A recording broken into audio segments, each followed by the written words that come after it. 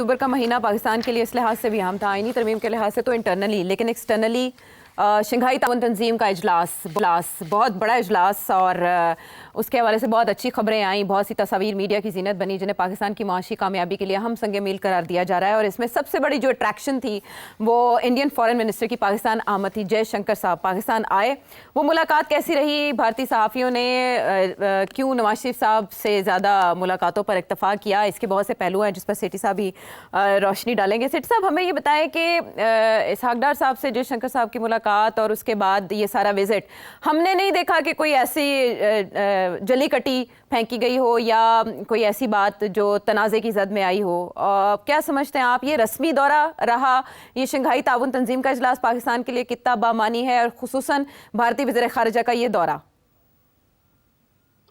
मैं समझता हूँ बड़ा कामयाब रहा है ये जो कॉन्फ्रेंस रही है। एक तो ये कि सब बिग शॉट्स आ गए, सब खुश नजर आ रहे थे। एक प्लेटफॉर्म के ऊपर उन्होंने अपने ख्यालों का इजहार किया, स्पेशली रिगार्डिंग मिडल ईस्ट। इत्तेफाक कह रही थी, बहुत अच्छी चीज़ है। दूसरी चीज़ ये कि पाकिस्तान ने ये डेमोन्स्ट्रेट किया कि हम भी इतनी बड़ी कॉन्फ्रेंस जो है बड़ी इफेक्टिवली और इफिशिएंटली ऑर्गेनाइज कर सकते हैं। मैं देख रहा हूँ कि बहुत मिनिस्ट्री ऑफ इंफॉर्मेशन ने और तारड़ ने और उनके साथियों ने मिलकर काफ़ी मेहनत की और इसको बड़ी टॉप लेवल फैसिलिटीज प्रोवाइड की सबको। तो लेट्स एडमिट ऑल दैट। तीसरी चीज़ ये कि इसमें जो जयशंकर साहब का जो आना था, पहले तो ये सोचा जा रहा था कि शायद फॉरेन मिनिस्टर भी ना आए, मगर आपको याद होगा मैंने ये कहा था कि मेरा ख्याल है कि फॉरेन मिनिस्टर आएंगे जी।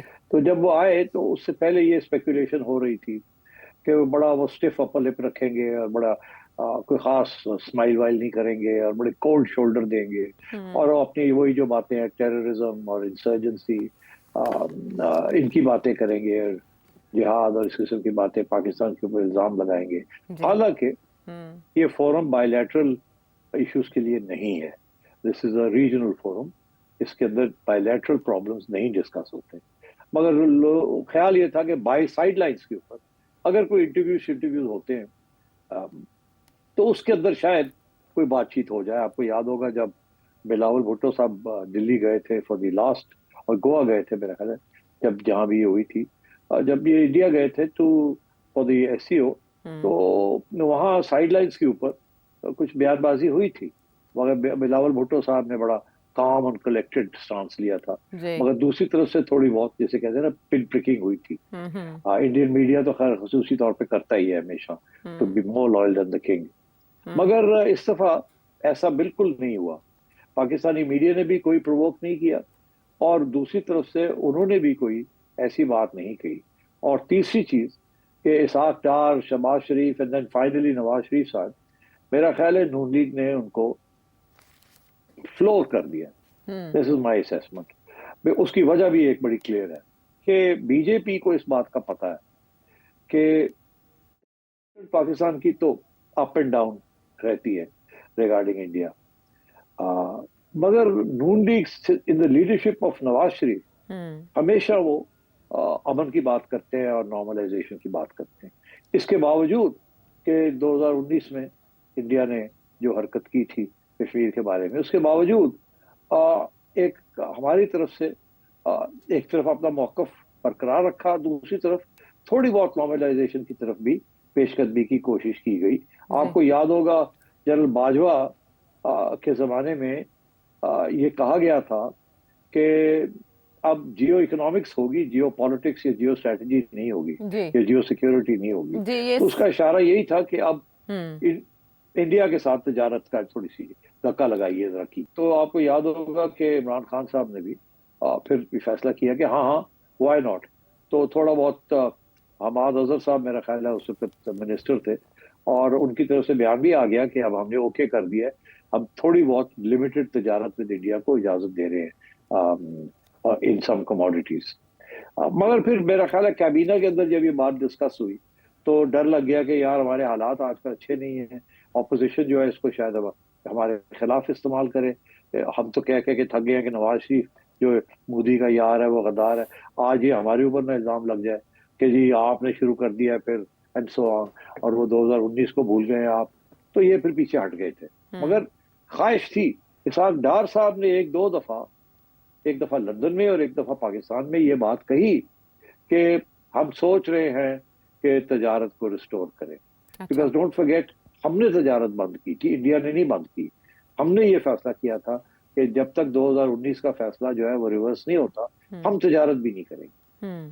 मगर अब आपने देखा कि इनकी तरफ से फिर ये पेशकदमी शुरू हुई थी कि यार फिर से कुछ थोड़ी बहुत नॉर्मलाइजेशन की जाए। और मैं आपको बता सकता हूँ कि ये मियां नवाज शरीफ के कहने के ऊपर ये डार साहब ने ये इनिशिएटिव लिया था, और मेरा ख्याल है उन्होंने से ग्रीन लाइट ले ली थी कि कोई हर्ज नहीं है, हमें जरूरत है इस वक्त, तो therefore let's go for normalisation slowly, क्योंकि पीटीआई ना हमारे पीछे पड़ जाए।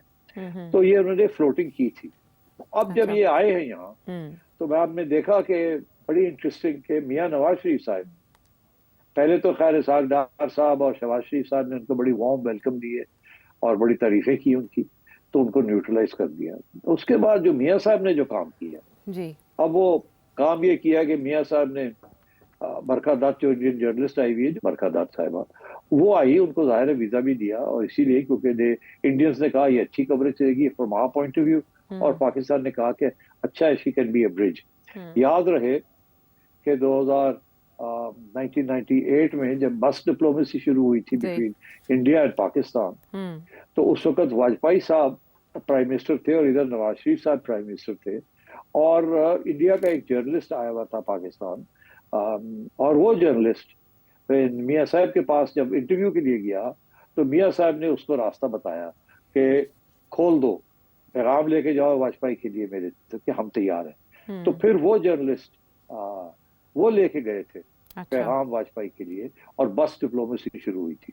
तो उस वक्त भी एक जर्नलिस्ट ने एक रोल अदा किया था, वो इंडियन जर्नलिस्ट ने, और इस दफा भी एक इंडियन जर्नलिस्ट ने ये रोल अदा किया है कि मियां नवाज शरीफ ने उनको बुला के और उनको मोटी मोटा पैगाम दे दिया है जो देना था। और वो उन्होंने आके ओपनली कह दिया है, उसमें कोई पाकिस्तान की बैक ट्रैकिंग नहीं हुई, मगर एक इजहार हुआ है कि वी वांट नॉर्मलाइजेशन।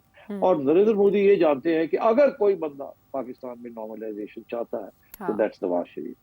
तो इसलिए मैं समझता हूँ that was a very important step taken by Nawaz Sharif.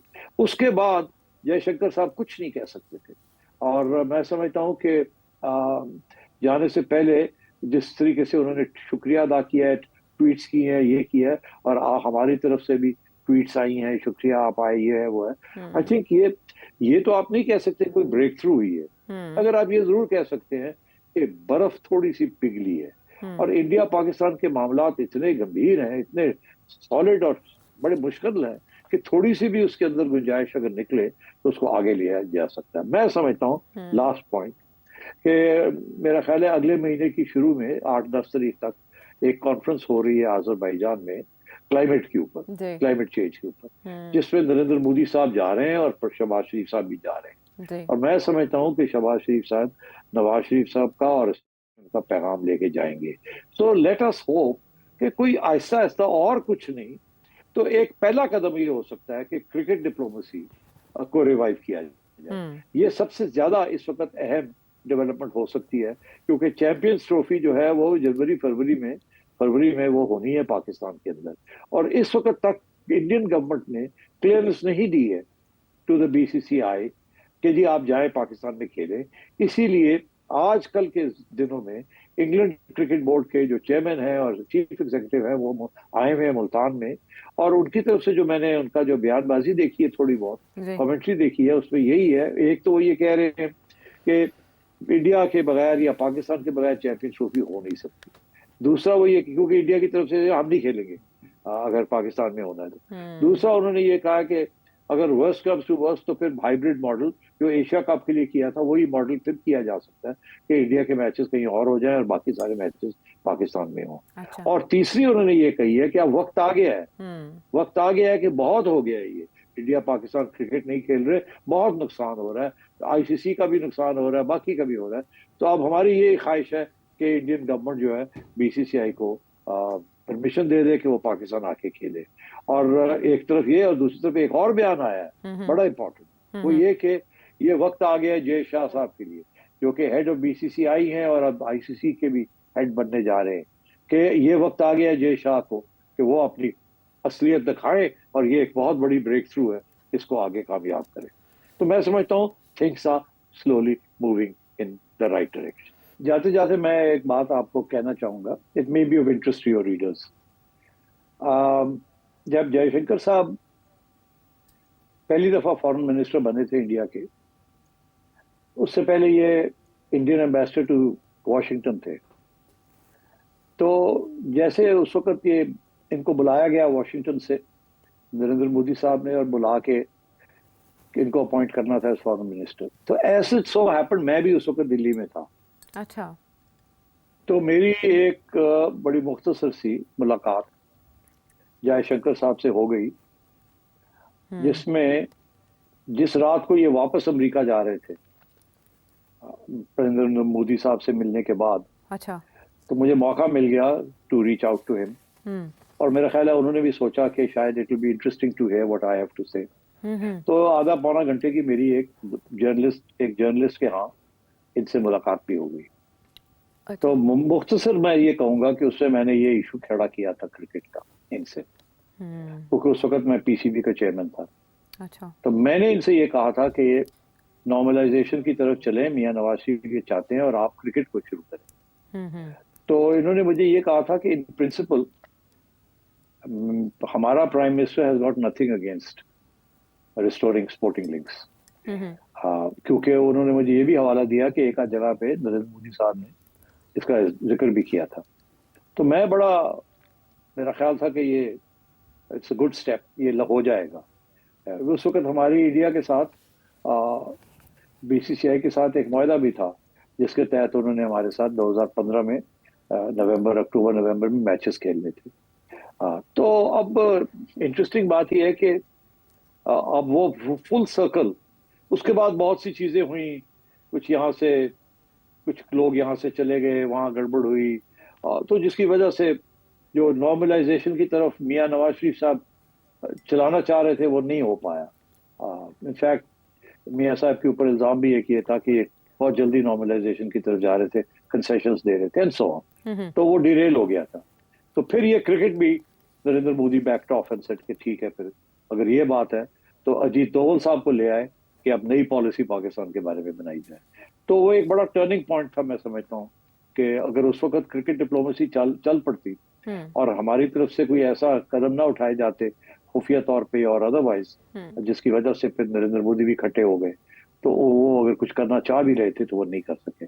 But मुझे वो मीटिंग जयशंकर साहब के साथ याद है बड़ी विविडली कि he was positive, he was not negative at that time.